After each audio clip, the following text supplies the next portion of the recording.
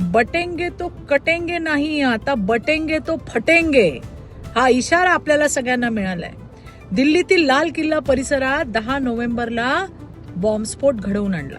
तपासात पहिल्यांदा कारमधील DNA नमुन्यांवरून डॉक्टर उमर उन नबी ची ओळख पटली. त्यानंतर फरीदाबादमध्ये छापे टाकून डॉक्टर मुजब्बिल गनाई आणि आता डॉक्टर अदिल राठेर यांना ताब्यात घेण्यात आले.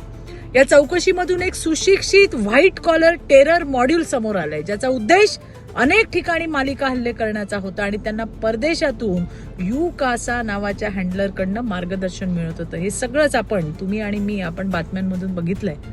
पण एक गोष्ट लक्षात येते का, या सर्व दहशतवादी कारवायांमध्ये भारताचे नागरिकत्व असलेल्या औरंग्याच्या औलादी होत्या. याचसाठी आपण सगळ्या भारतीयांनी एक व्हायला हवंय.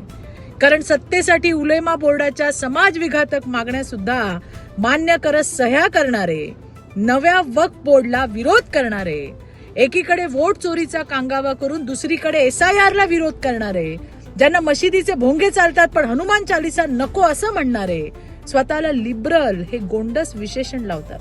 भाषावाद, प्रांतवाद करून हिंदूंमध्ये फूट पाडतात. पण दुसरीकडे मात्र मतांसाठी काही विशिष्ट समाजाला जवळ करतात. तिथे भाषा प्रांत सक्ती नाही. अशा लोकांपासून सावध राहा. लक्षात ठेवा, आता बटेंगे तो कटेंगे नाही, बटेंगे तो फटेंगे होईल. धन्यवाद.